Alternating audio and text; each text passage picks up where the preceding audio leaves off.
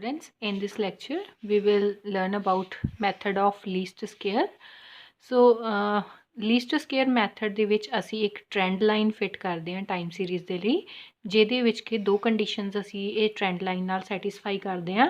These are summation y minus yc is equal to 0. That means ਕਿ actual values ਜਿਨ੍ਹਾਂ ਨੂੰ ਕਿਸੇ short term ਫਲਕਚੁਏਸ਼ਨਸ ਬੋਲਿਆ ਸੀ ਐਂਡ ਜੋ ਸਾਡੇ ਕੋਲ ਟ੍ਰੈਂਡ ਵੈਲਿਊਜ਼ ਆ ਉਹਦੇ ਅਕੋਰਡਿੰਗ ਜੋ ਐਵਰੇਜਿਸ ਆਈਆਂ ਉਹਨਾਂ ਦਾ ਜੋ ਡਿਫਰੈਂਸ ਆ that is 0 and square of these differences is minimum.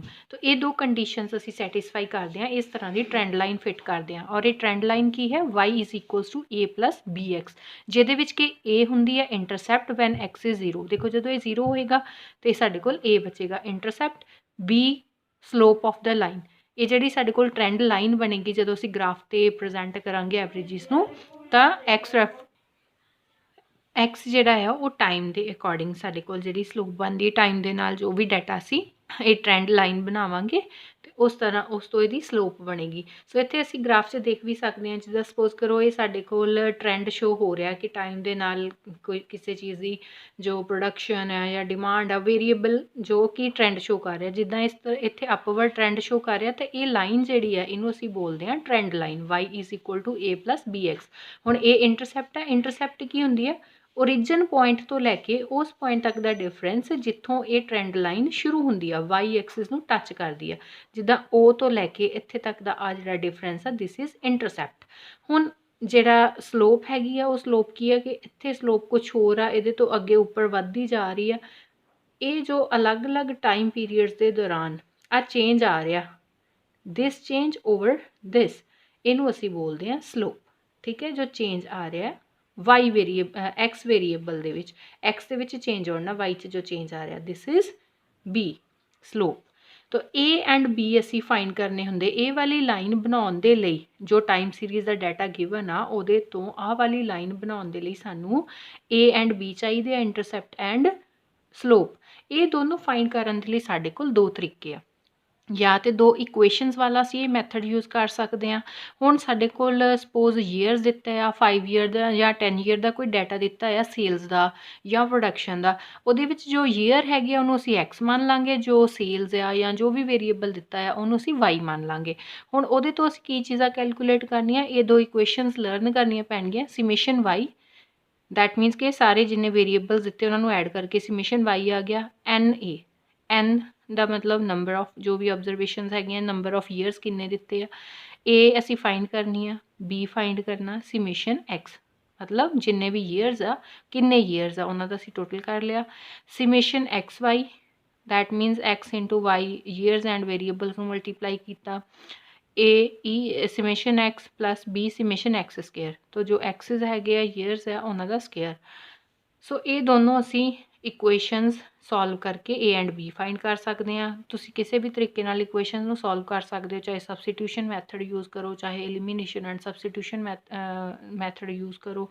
तो substitution and elimination and subtraction method, तो कोई भी मैथड यूज़ करके इक्वेशन को सॉल्व किया जा सकता. दैन सैकेंड मैथड की है कि अगर साडे कोल जिहड़ियां समेशन एक्स असी एक्स दियां डेविएशनस फाइंड कर लियां, डेविएशनस इस तरह साडे कोल असी फाइंड कीतियां कि जिहड़ा समेशन एक्स है वो 0 हो गया. अगर समेशन एक्स 0 हो गया इस केस दे विच साडे कोल ए ते भी सिंपली इस फॉर्मूले नाल निकल जाएंगे. ए होएगा समेशन वाई ओवर एन, जिन्हों कि असी वाई मीन भी बोल सकते हैं because summation Y over N arithmetic mean के फॉर्मूले वांग ही है. B is equal to summation x Y over summation x square. हुण दोहां मैथड्स नूं असीं न्यूमैरिकल ते अप्लाई करके देखांगे कि किस तरह इन्हां दोहां मैथड्स नूं यूज़ करके ए एंड बी फाइंड करके ए वाली लाइन असीं बना सकते हैं. जदों ए ते बी आ गया फिर ए की जगह ते ए दी वैल्यू, बी की जगह ते बी की वैल्यू पुट करके इंटू एक्स करके साडे कोल ट्रेंड लाइन आ जाएगी.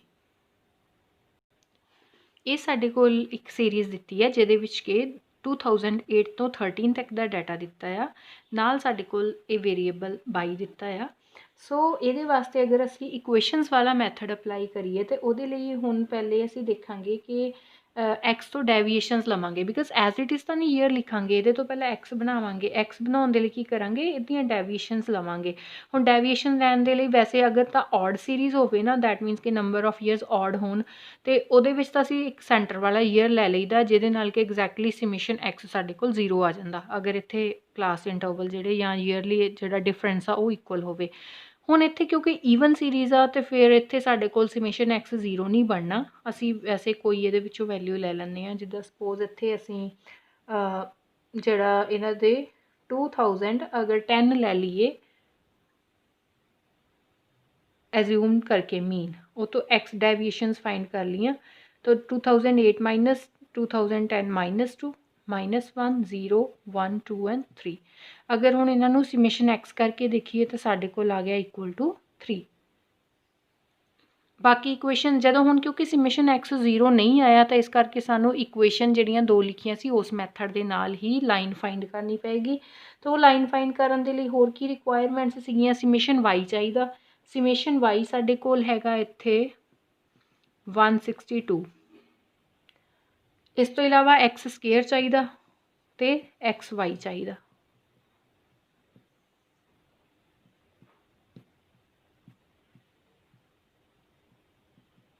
समेशन एक्स स्केयर साडे कोल आ गया 19 एक्स वाई साडे कोल आ गया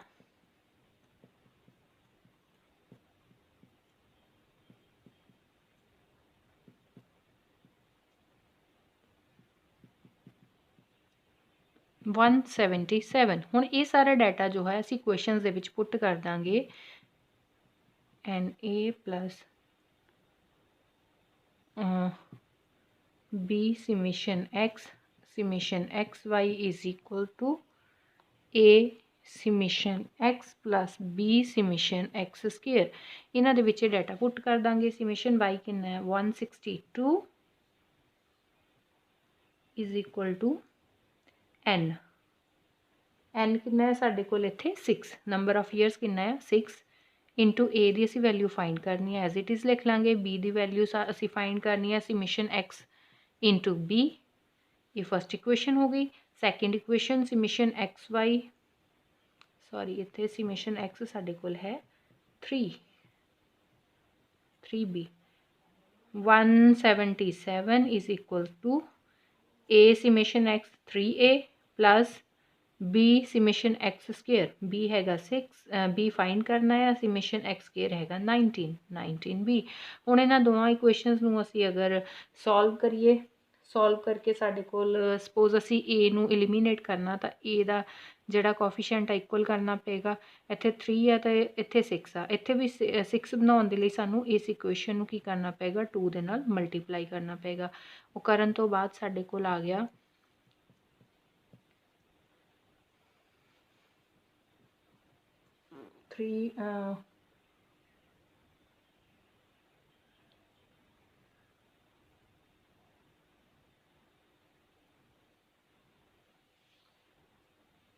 6a 38b हुण इन्हां दोनों इक्वेशनस नूं असीं सबट्रैक्ट करता ये कैंसल हो गया ये -35b आ गया ये आ गया साडे कोल -192 एंड b की वैल्यू आ गई 192 माइनस नाल माइनस कैंसल हो गया 35 इज इक्वल टू 5.48 हुण किसी भी एक इक्वेशन दे विच ए दी वैल्यू पुट करती तो ए दी वैल्यू साडे कोल पुट करके आ गई 24.26 हुण ए भी आ गया और बी भी आ गया वाई साडे कोल लाइन की बन गई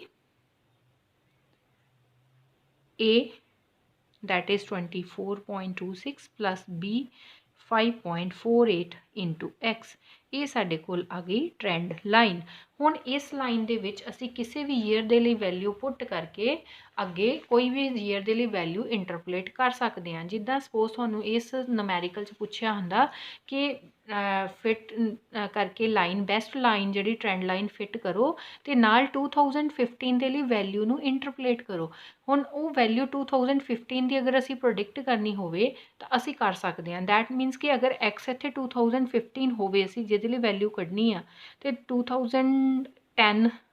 2015 चों 2010 अगर माइनस करिए तो डेविएशन कितनी आएगी 5 ਇੱਥੇ 5 x ਦੀ ਵੈਲਿਊ ਕਿੰਨੀ ਬਣ ਜਾਏਗੀ 5, ਕਿਉਂਕਿ ਇੱਥੇ ਪਹਿਲੇ ਮੀਨ ਚੋਂ ਮਾਈਨਸ ਜਿਹੜੀ ਅਸੀਂ ਇੱਥੇ ਡੈਵੀਏਸ਼ਨ ਫਾਈਂਡ ਕਰਨ ਦੇ ਲਈ ਇਹ ਵੈਲਿਊ ਲਈ ਆ, ਉਹਦੇ ਵਿੱਚੋਂ x ਨੂੰ ਮਾਈਨਸ ਕਰਨਾ ਪਏਗਾ।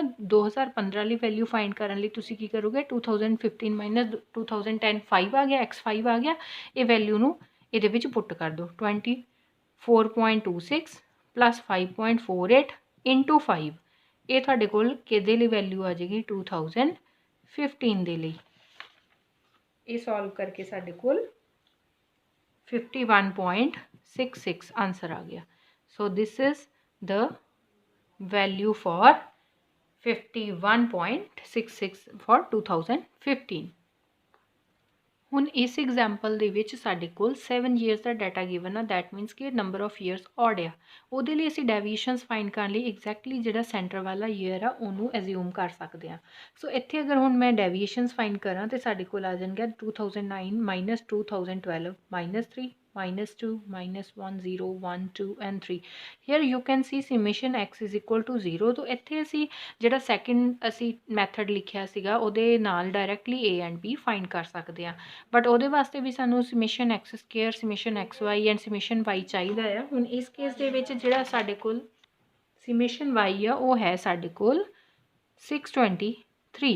summation x square ਫਾਈਂਡ ਕਰ ਲਈਏ ਤਾਂ ਇਹ ਸਾਡੇ ਕੋਲ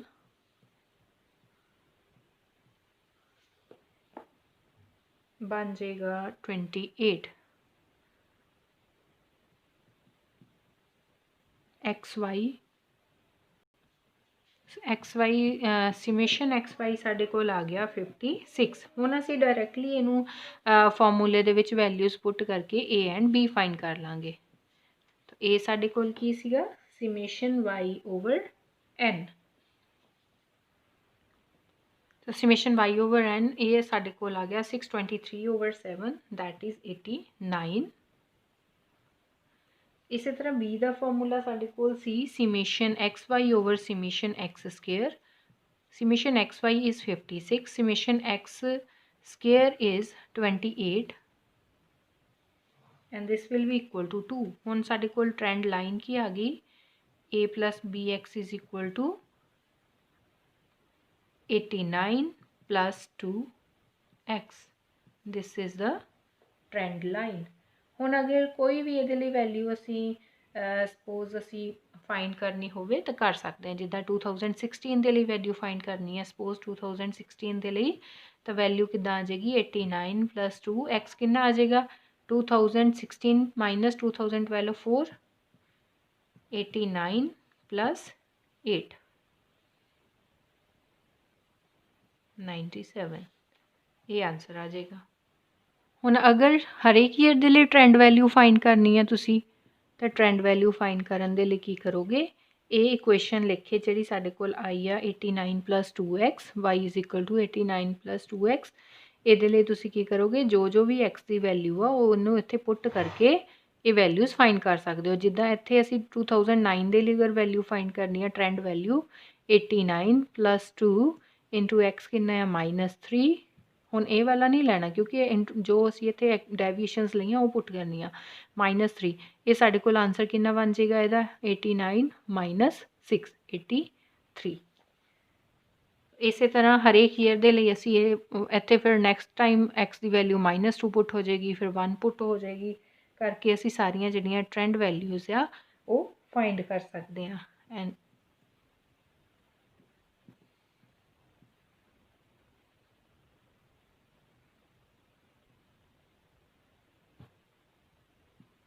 ये साढ़े कोल ट्रेंड वैल्यूज आ जाएंगियां।